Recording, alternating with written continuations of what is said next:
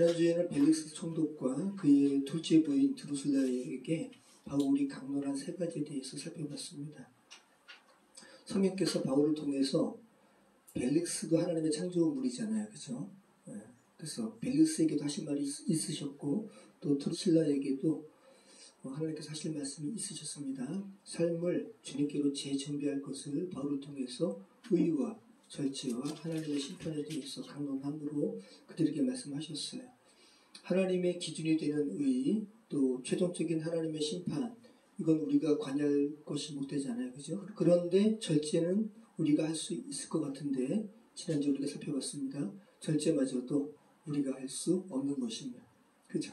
성령께서 여러분 안에 계셔서 성령께서 이루시는 예수님의 성품이지 우리가 결코 할 수 없다는 것을 우리 아이들이 이 말씀 들으면서 절감해요. 맞아, 아빠는 절제할 수 없어. 여러분 자신과 마찬가지죠. 그죠? 네. 자, 벨릭스가 이렇게 바울을 구비한 후에 2년 동안 바울을 통해서 하나님의 말씀을 들었거든요. 그런데 벨릭스는 변하지 않았습니다. 어떻게 보면 안타까운 거고 참 정말 슬픈 거예요. 그래서 우리가 예수님께서 우리 안에 내주하셔서 성령께서 우리 안에 내주하셔서 성령의 성품을 이루어 가시는 것은 정말 혁명적인 거예요.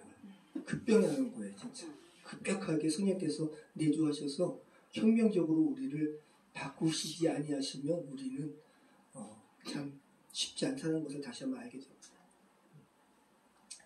이렇게 벨릭스가 삶이 바뀌지 않은 가운데 유대민족을 억압적으로 통치하다가 유대민족이 하도 하소연하니까 로마 원로원에서 이 벨릭스를 소환합니다. 그래서 총독 자리를 잃게 됩니다. 이때를 AD 58년에서 59년으로 봐요. 그래서 벨릭스가 유대 총독으로 부임한 것이 AD 52년이거든요. 그래서 한 7년 정도 총독으로 부임하다가 이제 사임하게 되는 겁니다. 그리고 오늘 본문은 벨릭스에 이은 유대 총독 누구죠? 네, 베스도가 이제 부임한 지 3일 후부터의 일을 우리가 읽게 된 거예요. 우리 다시 한번 1절로 우리 5절 말씀 같이 읽겠습니다. 베스도가 부임한 지 3일 후에 가이사랴에서 예루살렘으로 올라가니 대제사장들과 유대인 중 높은 사람들이 바울을 모셔왔을 베스도의 호의로 바울을 예루살렘으로 옮기기를 청하니 이는 길에 매복하였다가 그를 죽이고자 함이더라.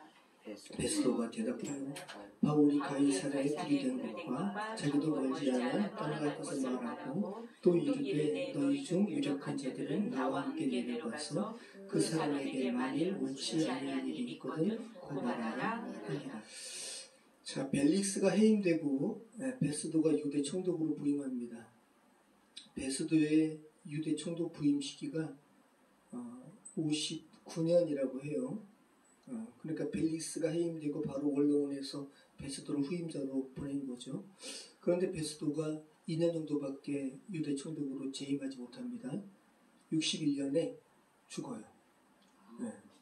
자, 이러한 배경 지식이 사도행전뿐 아니라 요세푸스의 유대 전쟁사, 또 유대 고대사, 이런 요세푸스의 글을 통해서 우리가 알 수 있고, 또 여러분도 세계사 시간에 배우셨을 거예요. 역사가 타키투스. 이 타키투스의 연대기를 통해서 이 베스도에 대한 일을 우리가 알게 되는 거예요. 비교적 베스도가 온건한 통치를 했다 그래요. 벨릭스에 비해서. 그런데 그의 사망에 대해서는 사도행전이나 그 밖에 역사가들은 기록하고 있지 않아요. 단지 그가 죽고 그의 후임자가 알비누스라는 사람이 후임으로 임명되었다. 이런 정도의 기사밖에 없어요. 근데 만약에 갑작스러운 살해였다면 뭔가 기록을 했을 텐데, 그러니까 갑작스러운 어떤 그런 격동의 사건은 아니었다라는 거예요. 그래서 질병 정도로 죽었을까? 뭐 이런 정도로 추측하는 거죠. 자, 그런데 왜 베스도가 부임한 지 3일 만에 예루살렘으로 올라갈까요? 총독관자는 어디 있어요? 가이사랴. 그죠? 그러면 가이사랴 이 총독관자에 부임한 지 3일이면 어때요? 굉장히 빠른 시간이죠. 빠른 시간이에요. 그러니까 부임하고 3일 동안은 총독관저 내부 그죠? 로마 군인에 대해서 다시 한번 좀 살펴보고 여러 가지 아마 기본적인 거 인수인계하고 3일 만에 예루살렘에 사내들인 공회에 온 사람들 또 유대의 세력가들과 만나러 나 총독으로 새로 부임했다. 뭐 이러한 만남을 가지기 위해서 예루살렘으로 올라간 거예요. 자, 그런데 유대인들이 신임 총독을 만나는 자리에 바로 전 총독이었던 벨릭스가 구류했던 바울을 예루살렘에서 재판하도록 좀 보내소서 이렇게 청하는 거예요. 근데 그들의 속셈은 뭐냐면 매복했다가 바울 죽이라고. 자, 그러면 이 바울이 유대인이긴 하지만 법적으로는 또 로마 제국 사람인데 죽이면 돼야 안 돼요. 법적으로 좀 어려움에 처할 수 있지만 신임 총독 입장에서는 유대를 그죠? 그 식민지, 피식민지를 잘 다스려야 돼요. 소란이 벌어지면 안 돼요. 그래서 웬만하면 유대 세력가들의 말을 신임 총독이 듣게 되어 있어요. 지난번에 우리 사도행전 18장에서 아가야 총독 갈리오가 취임했을 때 그죠? 아가야 사람들이 바울을 고소했잖아요. 그거랑 똑같은 거죠. 신임 총독으로 막 부임했을 때 웬만하면 신임 총독은 식민지 사람들의 청을 들어주게 돼 있다고요. 네. 그런데 오늘 말씀 보면 베스도가 총독으로서 유대인들에게 무작정 끌려가지는 않아요. 바울이 로마 사람이고 그리고 바울에 대해서 대강의 상황을 아마 베스도는 알았을 거예요. 그 정보를 알고 있었을 거예요. 그리고 그래서 뭐라 그럽니까? 바울이 지금 가이사랴에 있다. 그리고 나도 이제 너희와 함께 한 이 시간 이후에 바로 가이사랴로 내려갈 건데 너희가 바울을 고소하려면 너희 중에 유력한 자들, 세력 있는 자들이 내려와서 고발하라. 이렇게 이야기하는 거죠. 근데 이게 베스도가 바울을 보호하느라고 그가 좋아서 이렇게 이야기하는 게 아니죠. 그러니까 나름대로 총독으로서 자존심 지킨 거예요. 근데 이것이 크게 보면 하나님의 섭리죠. 하나님께서 바울을 안전하게 로마로 보내시려는 하나님의 섭리 가운데 있는 거예요. 그래서 우리가 이제 계속 우리가 읽어봤잖아요. 우리가 이어지는 말씀에 베스도가 유대인들을 의식하는 말을 하죠. 바울도 예루살렘에 올라가서 신문받을래? 이렇게 이야기하잖아요. 그러니까 바울이 좋아서 바울을 보호하느라고 하는 말이 아니라는 거. 일단은 유대인 세력가들 앞에서 총독으로서의 권위를 지켰다는 거. 단지 그 정도의 사실이라는 거. 우리가 알게 됩니다. 우리 6절로 우리 9절 말씀 같이 읽겠습니다. 베스도가 그들 가운데서 8일 혹은 11일 지낸 후 가이사랴로 내려가서 이튿날 재판 자리에 앉고 바울을 데려오라 명하니 그가 나오매 예루살렘에서 내려온 유대인들이 둘러서서 여러 가지 중대한 사건으로 고발하되 능히 증거를 대지 못한지라. 바울이 변명하여 이르되 유대인의 율법이나 성전이나 가이사에게나 내가 도무지 죄를 범하지 아니하였노라 하니 베스도가 유대인의 마음을 얻고자 하여 바울에게 묻되 내가 예루살렘에 올라가서 이 사건에 대하여 네 앞에서 신문을 받으려느냐. 네. 자, 예루살렘에서 지금 베스도가 유대인들을 만나러 예루살렘에 머문 지 10일, 그죠? 근데 가이사랴에 부임한 지 며칠 만에 예루살렘에 올라갔었죠? 3일. 자, 3일. 그리고 가이사랴에서 예루살렘까지 하루길이에요. 말 타고. 자, 그러면 4일, 여기 10일, 다시 내려오면 15일. 그죠? 그리고 지금 이튿날, 내려간 지 또 이튿날이니까 17일, 20일 안쪽에 지금 베스도가 재판을 벌이는 것을 우리가 알게 되죠. 그럼 어쩌면 베스도가 유대 총독으로 부임한 이후에 첫 번째 재판이 바울과 관련된 재판이라는 거 우리가 알게 되죠. 우리는 그렇게 추측할 수 있는 거예요. 자, 그림을 한번 그려보세요. 바울을 데려오라. 자, 이제 예루살렘의 유력한 자들이, 사내들인 사람들이 내려온 거죠. 그리고 이제 고소한 거예요. 그러니까 재판이 열린 거고 바울을 데려오라 하니 유대인들이 둘러서가지고 바울을 이렇게 둘러선 거예요. 그러니까 사내들인의 전형적인 어떤 재판의 형식을 취한 것이고, 하지만 이것은 궁극적인 재판의 최고 권위자는 베스도가 있습니다. 베스도가 멀찍이 상황을 지켜보는 거죠. 그리고 또 이 유대인들이 고발하는데 증거가 없는 거예요. 똑같습니다. 벨릭스 앞에서 바울이 변론한 것과 똑같은 상황이 또 펼쳐지는 거죠.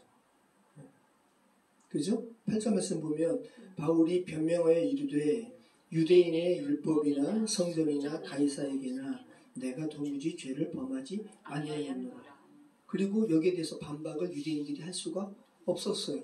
똑같이 이 재판에서 바울의 무죄만 드러나는 상황이에요. 유대인들 입장에서는 지금 위기예요. 여기에 베스도가 개입하는 겁니다. 그죠? 뭐라고 개입해요? 바울, 너가 예루살렘에 올라가서 나에게 재판받을래? 신문받을래? 라고 하고 있잖아요. 그러니까 베스도가 지금 강한 보면 막 섞였어요. 유대인을 의식하기도 하고 또 바울을 달래는 거예요. 바울 입장에서는 예루살렘에 올라가게 되면 유대인들에게 의해서 죽임당하는 거 바울이 잘 알아요. 그죠? 그 바울을 달래기 위해서 예루살렘에는 올라가는데 내가 신문할 거야 라고 나름대로 보호하는 말을 하는 거예요. 뒤죽박죽 섞인 말을 하고 있어요. 자, 우리 10절로 우리 11절 말씀 같이 읽겠습니다.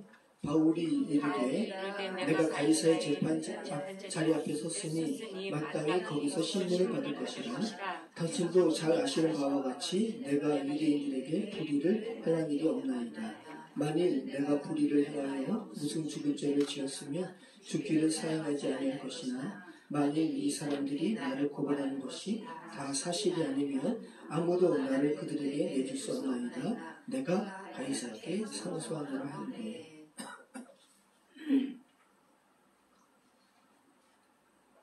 베스도가 이렇게 바울을 회유하자 바울이 일반적인 유대인 입장에서는 쉽사리 할 수 없는 말을 합니다. 자기가 가이사에게 재판받겠다고 하는 거예요.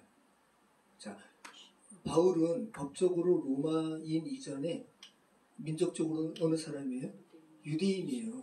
유대인에게 있어서는 최고 법정이 사내드린이에요.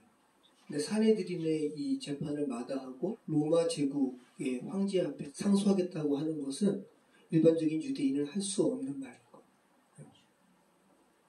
그러니까 지금 바울이 어떻게 해서 이것이 가능했는가? 바울 자신에게 관련된 이 재판이 바울 자신만의 일도 아니고, 그죠? 이것이 하나님과 관계된 일이라는 것을 바울이 알았어요. 그러니까 시각이 바울 자신의 시각이 아니라 하나님의 시각으로 자신의 일을 지금 조망하게 된 거예요. 그래서 지금 아니요, 나는 가이사에게 재판받겠습니다 라고 말을 할 수 있었던 겁니다. 그러니까 오늘 이 재판 자리에서 하나님의 시각으로 이 사건을 바라본 사람은 오직 한 사람밖에 없어요. 누구밖에 없어요? 바울밖에 없어요. 유대인들은 유대인의 시각으로 이 바울의 사건을 바라봤고, 베스도는 총독으로서 자신의 시각으로 이 사건을 바라본 거예요. 근데 바울마저도 바울 자신의 시각으로 자신의 이 관련된 사건을 바라본 게 아니라 하나님의 시각으로 바라봤다라는 거. 다시 한번 기억하시기 바랍니다. 자, 현대 법적 의미로나 로마 법으로도 이 항고와 상소의 의미가 차이가 있어요. 항고와 상소의 차이는 뭘까요? 항고는 어떤 법적인 절차나 명령에 대해서 이거는 부당하다고 불복 절차를 의미하는 것이 항고예요. 상소는 위로 올리는 것이고 어떤 법적 절차가 아니라 이미 재판이 판결된 거에 대해서 이걸 뒤집는, 이게 상소라는 거죠. 그러니까 지금 바울이 최상층 법에 지금 상소해버리는 거예요. 로마 황제에게. 자, 이렇게 가이사에게 상소하니까 이제 베스도가 반응하게 됩니다. 우리 12절 말씀 같이 읽겠습니다. 베스도가 배석자들과 상의하고 이르되 내가 가이사에게 상소하였으니 가이사에게 갈 것이라 하니라. 가이사는 시저죠, 시저. 줄리어스 시저. 이 줄리어스, 그러니까 로마 원로원 장군이었다가 첫 번째 황제가 되려고 했다가 블루투스와 원로원 사람들에게 살해당한 이 줄리어스 시저의 성이 시저예요, 시저. 이 시저가 나중에 황제를 의미하는 고유명사가 됩니다. 이 가이사. 이 가이사가 시저입니다, 시저. 자, 총독은 로마 시민의 상소를 거부할 권한이 없어요. 이제 베스도 입장에서는 바울을 이제는 보호해야 하는 입장이 되어버린 거예요. 안전하게. 왜? 로마 시민이 나는 황제에게 상소한다라고 해버렸으니까 안전하게 로마 황제에게까지 가도록 이제 총독은 어떻게 해야 돼요? 보호해야 되는 거예요. 네. 베스도 입장에서는 지금 복잡하게 된 겁니다. 로마 시민이라고는 하지만 명백하게 유대인이기 때문에 그냥 예루살렘의 유대인들이 바울을 처리하면 베스도는 복잡하지 않고 좋은데 이 바울이 황제에게 상소해버리니까 복잡하게 된 거예요. 그런데 마땅히 보니까 바울을 상소할 죄목도 없어요. 바울을 황제에게 고소할 죄목도 없어요. 그래서 이어지는 그저 아그리파 분봉 왕에게 요청하는 거죠. 자, 우리 한번 읽어보겠습니다. 13절부터 19절 말씀. 수일 후에 아그리파 왕과 버니게가 베스도에게 비난하고 가이사랴에 와서 여러 날을 있더니 베스도가 바울의 일로 왕에게 고하여 이르되 벨릭스가 한 사람을 구류하여 두었는데 내가 예루살렘에 있을 때에 유대인의 대제사장들과 장로들이 그를 고소하여 정죄하기를 청하기에 내가 대답하되 무릇 피고가 원고들 앞에서 고소사건에 대하여 변명할 기회가 있기 전에 내주는 것은 로마 사람의 법이 아니라 하였노라. 그러므로 그들이 나와 함께 여기 오매 내가 지체하지 아니하고 이튿날 재판자리에 앉아 명하여 그 사람을 데려왔으나 원고들이 서서 내가 짐작하던 것 같은 악행의 혐의는 하나도 제시하지 아니하고 오직 자기들의 종교와 또는 예수라는 이가 죽은 것을 살아있다고 바울이 주장하는 그 일에 관한 문제를 고발하는 것뿐이라. 자, 베스도 지금 아는 거예요. 바울이 지금 로마 법에 저촉되는 죄를 범하지 않았어요. 그러니까 딜레마에 빠진 거예요. 그래서 지금 헤롯의 자손이자 유대 분봉왕인 아그리파 왕에게 지금 도움을 요청하는 겁니다. 자, 아그리파 왕은 아그리파 1세의 아들이에요. 지금 아그리파 2세입니다. 17살에 유대왕이 돼가지고 50년간 유대를 통치한 분봉왕이고 이 아그리파 2세 왕에게는 후사가 없어요. 그리고 이제 예루살렘이 멸망당하는 거죠. 그래서 유대의 마지막 왕이에요. 마지막 왕. 근데 지금 아그리파 왕과 누가 함께 왔다 그래요? 버니게. 버니게는 예전에 특히 이렇게 당시 로마, 헬라 이 시대에는 이런 일이 많았는데 버니게는 아그리파의 친누나예요. 근데 이 당시에는 아그리파의 또 정부이기도 해요. 그리고 나중에 이 버니게가 유대가 로마 장군 티투스에게 멸망하는데 이때 또 티투스의 연인이 되기도 합니다. 버니게. 아무튼 유대 권력층과 로마의 권력층이 지배층이 묘하게 연결되어 있습니다. 아그리파에게 이 아그리파는 막내입니다. 아그리파 1세의 막내인데 막내 아들이 아그리파 2세인데 왕이 되는데 3명의 누나가 있어요. 첫 번째는 버니게예요. 오늘. 그리고 두 번째는 미리암네. 미리암네는 역사적으로 그렇게 잘 드러나지 않아요. 근데 사도행전에 오늘 우리가 읽은 버니게 그리고 지난주에 우리가 살펴봤죠. 벨릭스의 두 번째 아내가 누구예요? 드루실라. 헤롯 아그리파 2세의 셋째 누나가 드루실라예요.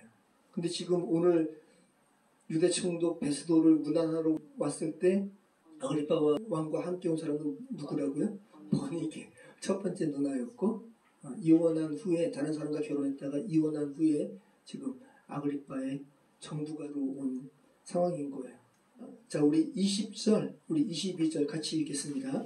내가 이 일에 대하여 어떻게 심리하는지 몰라서 바울에게 묻되 예루살렘에 올라가서 이 일의 신문을 받으려냐 한즉 바울은 황제의 판결을 받도록 자기를 지켜주기로 호소하고 내가 그를 가이사에게 보내기까지 지켜두라 명하노라.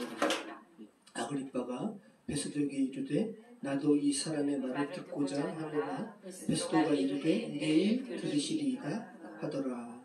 네. 여기서 아그리빠 왕이 이 바울에 대해서 혹심이 많은 거예요. 왜냐하면 아그리빠는 반은 유대인이고 반은 에돔 사람이에요.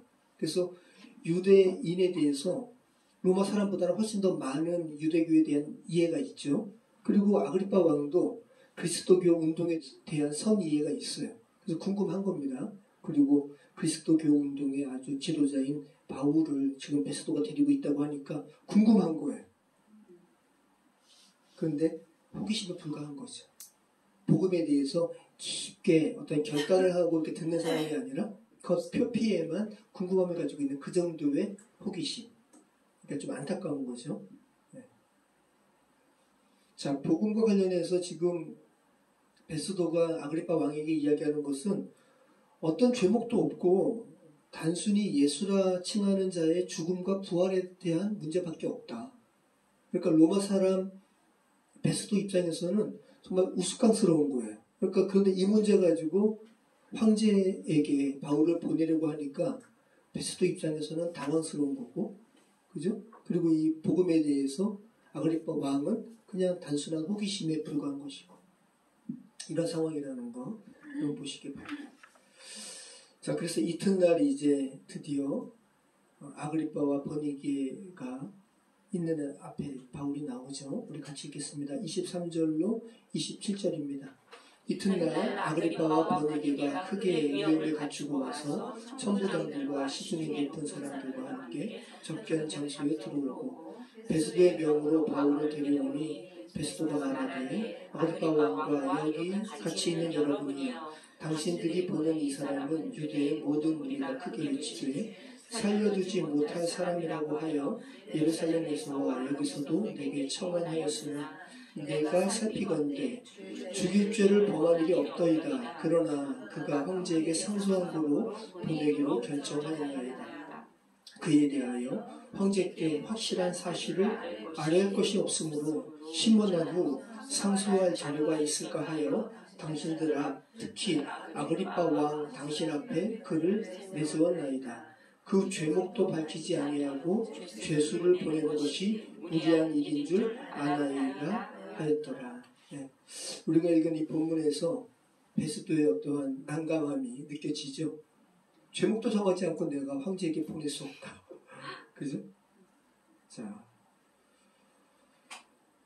자, 아그리파와 버니게가 어떻게 옷차림을 하고 바울을 만났다 그래요? 크게 위험을 갖추고. 근데 그 속은 하나님 앞에 가련한 사람인 거죠. 그러니까 이 아그리파 2세가 아버지 아그리파 2세와 지금 똑같은 거예요. 성정이. 아그리파 1세가 어떻게 죽었어요? 송경호 집사님 아시죠? 아그리파 2세의 아버지가 아그리파 1세인데 사람들이 자르게 경의를 표해요. 아그리파 1세가 뭐라고 이야기하니까 이는 신의 소리요 사람의 소리가 아니로다. 이건 하나님께만 해당되는 찬사잖아요. 자, 누가 송경호 집사님에게 송경호 집사님 뭐라고 연설하는데 이는 신의 소리요 사람의 소리가 아니로다 하면 어떻게 반응하시겠어요? 그래 맞다 그래. 아닙니다. 그죠? 한낱 사람에 불과합니다. 그래야 되는데 아그리파 1세가 그거를 취해요. 그래서 어떻게 죽어요? 충이 뭐고? 죽어요. 네. 아그리파 1세가. 근데 아그리파 2세도 똑같은 거죠. 그죠? 크게 위험을 차리고. 네. 자, 그래서 이렇게 이 재판이 아닙니다. 정식 재판. 그래서 지금 검사가 와가지고 그죠? 지난주에 더들로라는 변호사를 고용해가지고 고발하는 내용도 없잖아요. 이게 지금 재판이 아니에요. 해프닝 같은 거예요. 재판을 할 수도 없고 재판도 아닌데 바울을 불러가지고 바울이 말하면 당신들이 한번 바울의 말 속에서 한번 죄를 한번 찾아보시오라고 하는 코미디 같은 거예요. 이 상황을 여기 지금 아그리파 왕과 버니게 이 외에 누가 또 있다 그래요? 로마의 천부장들, 그죠? 그리고 고위 관료들 이렇게 함께 있는 거예요. 그래서 제가 한번 챗GPT한테 이 상황을 한번 좀 묘사를 좀 해줘라고 했어요. 근데 그림 잘 그리네. 챗GPT가 보세요. 이제 총독 자리가 따로 있을 텐데 아무튼 이렇게 묘사하고 있습니다. 이게 누구겠어요? 아그리파, 버니게, 뒤에는 또 천부장들, 로마 군인 이렇게 표현하고 있죠. 그림 한번 이렇게 느껴보시기 바라요. 네. 제가 이렇게 스마트폰으로 이렇게 명령을 했을 때는 스마트폰에서는 작아서 좀 그림이 정확해 보였는데 확대하니까 괜찮죠? 수채화처럼 잘 그렸어요. 지금 아그리빠와 버니게가 바울의 변론을 듣기 위해서 호기심 가운데 앉아있고 또 이스라엘에 파견된 로마 수비대, 그죠? 로마 수비대 최고 장군인 천부장들이 좀 앉아있고 또 고위 관직들이 방청석에 앉아서 바울의 말을 우리가 이제 다음 주에 우리가 듣게 되겠죠. 그럼 하나님의 섭리 가운데 해프닝 같고 코미디 같은 이 상황을 통해서 하나님께서 이런 상황을 허락하신 이유는 뭐겠어요? 바울을 통해서 복음을 이들에게 듣게 하는 거죠. 그죠? 이 하나님의 섭리예요. 정식 재판도 아닌데. 자, 말씀 마치도록 하겠습니다. 빠르죠? 오늘 제목이 뭐예요? 주님의 시각으로. 또 하나님의 시각으로 같은 의미인데, 자, 지금 바울이 이 자리에서 바울만 자신의 시각이 아니라 또 어떤 민족의 시각이 아니라 어떤 제국의 시각이 아니라 바울 스스로도 하나님의 시각으로 자신과 관련된 상황을 바라보고 있어요. 우리는 모두 자신의 상황을 자신의 시각으로 바라보잖아요. 그죠? 근데 하나님의 시각으로 바라볼 필요가 있다는 거예요. 자, 여러분 한번 보세요. 이게 뭐예요? 지도죠. 그죠? 여러분에게 익숙한 지도죠. 왜? 대한민국이 어디 있어요? 가운데 있으니까.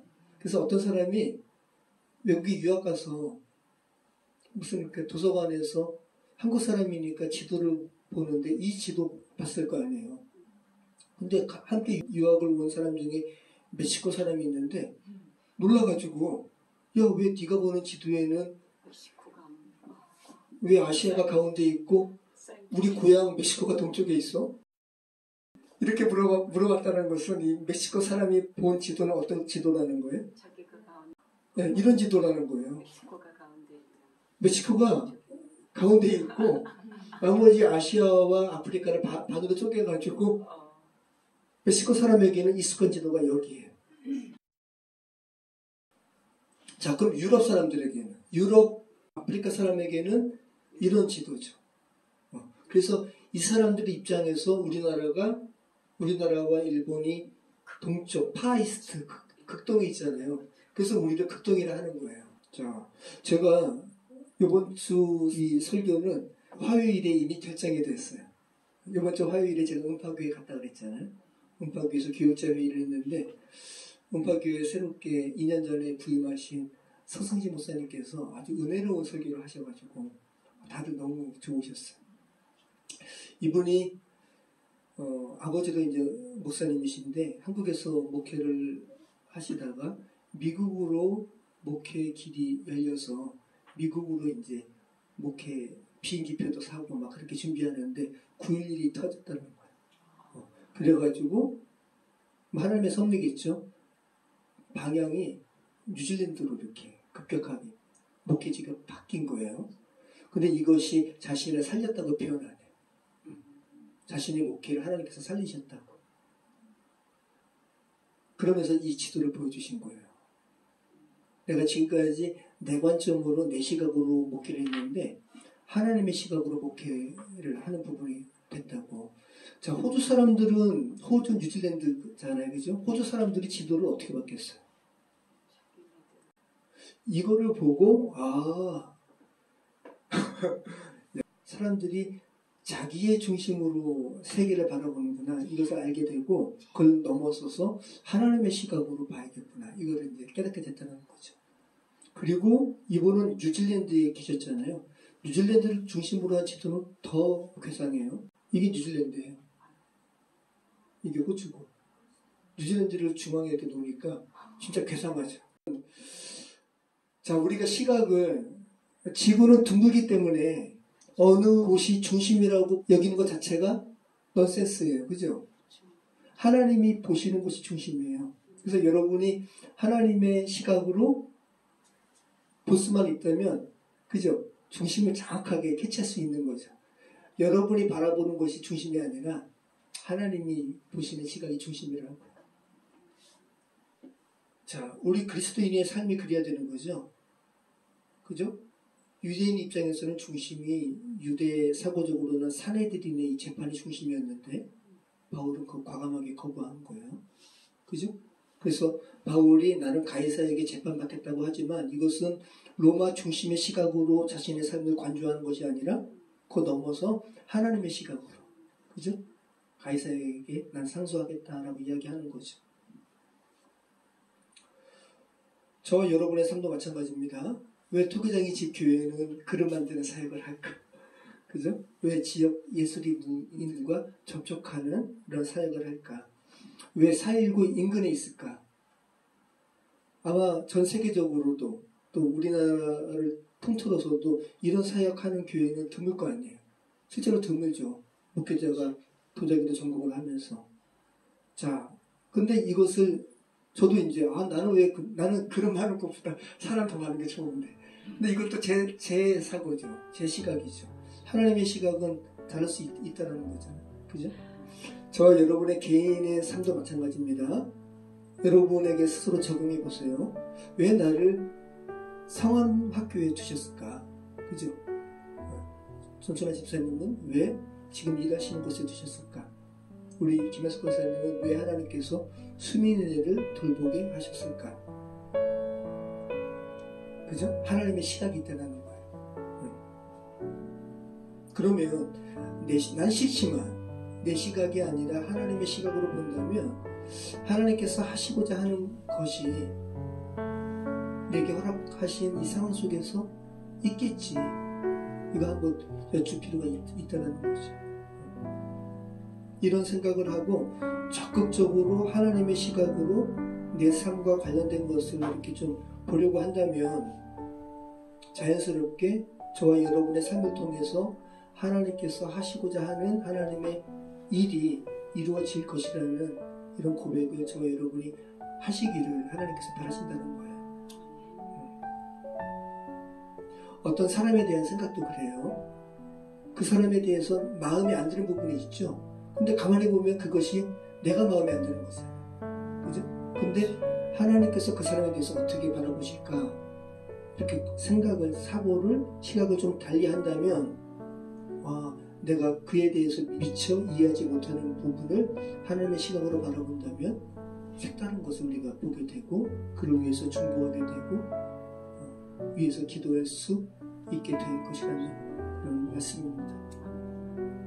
이런 글을 제가 썼겠어요? 제 안에 성령이 느끼게 하시는 거죠. 저는 이런 걸 못 써요. 저는 단순하고, 그죠? 근데 막 저도 쓰면 타다 치면서 또 막 간지러워요. 내가 어떻게 이런 걸.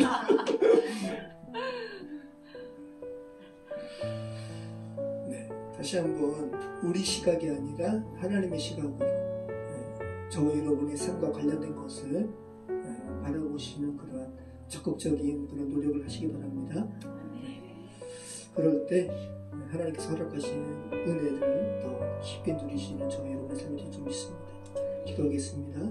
참 좋으신 하나님, 오늘 말씀을 통해서 바울조차도 바울 스스로의 시각이 아니라 하나님의 시각으로 자신과 관련된 사건을 바라봤다는 거 알게 하시니 감사합니다.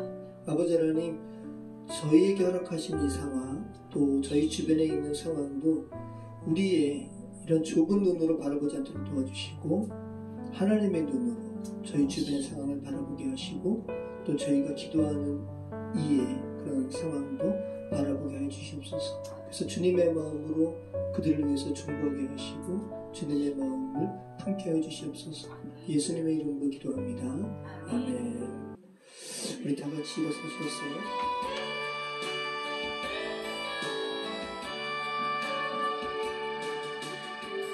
오소서 진리의 성령님, 이 땅 흔들며 임하소서. 거짓과 탐욕 죄악에 무너진 우리 가슴 정케 하소서. 오소서 은혜의 성령님, 하늘 가르고 임하소서. 거룩한 불꽃 하늘로서 임하사 타오르게 하소서. 주 영광 위에 은혜의 불길 타오르게 하소서. 진리의 말씀 이 땅 새롭게 하소서. 은혜의 강물 흐르게 하소서. 성령의 바람 이 땅 가득 불어와 흰 옷 입은 주의 순결한 백성 주의 영광 위에 이제 일어나 열방을 치유하며 행진하는 영광의 그날을 주소서.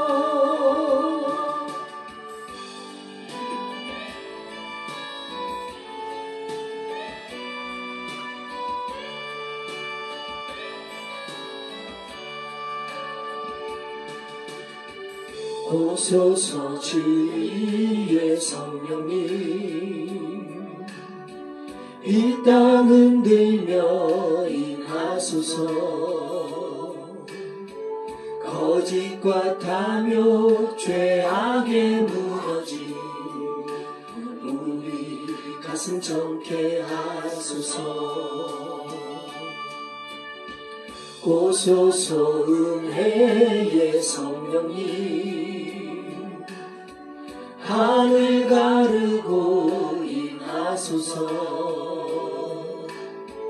거룩한 불꽃 하늘로서 임하사 타오르게 하소서. 주 영광 위에 부흥의 불길 타오르게 하소서.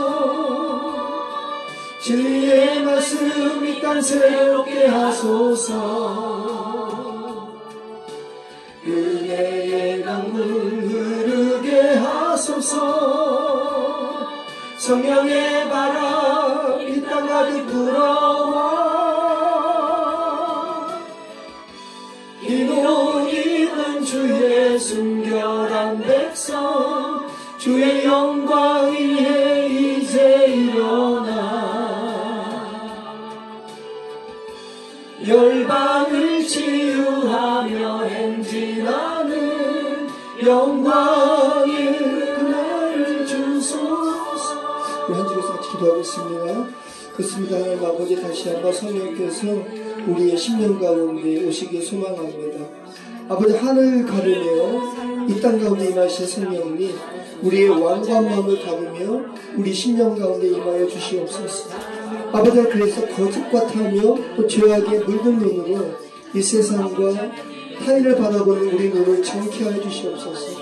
아버지는 주의 성령의 아버지는 역사로 우리가 새롭게 하여 주시고 우리가 바라보는 관점을 새롭게 하시고 우리가 추구한 그러한 것들을 아버지 새롭게 하여 주셔서 주께서 귀하게 보시는 것들을 우리가 바라볼 수 있도록 주께서 귀하게 여기시는 것들을 우리가 동일하게 귀하게 여기는 그런 사고방식이 주님의 시각으로 완전히 탈바꿈될 수 있도록 아버지를 우리를 고쳐주시옵소서.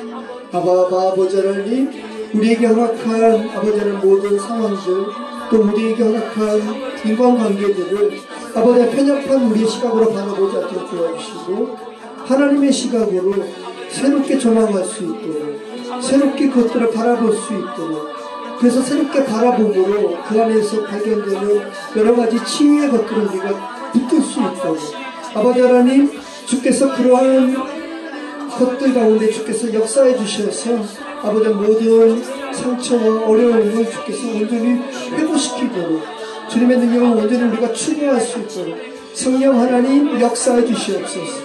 오 할렐루야. 주님 영생 주께 부탁합니다. 함께해 주시옵소서. 인도하여 주시옵소서. 이제는 우리 사랑하신 아버지 하나님의 크신 사랑하심과 우리를 죄에서 구속하신 예수 그리스도의 은혜와 성령 하나님의 감화감동 역사하심이 우리 자신의 시각을 넘어 하나님의 시각으로 우리의 삶과 우리의 주변을 바라보기를 소망하는 이 자리에 모인 성도들의 머리 위에 그들의 자녀의 삶 위에 지금부터 영원토록 함께 하시기를 간절히 축원하옵나이다.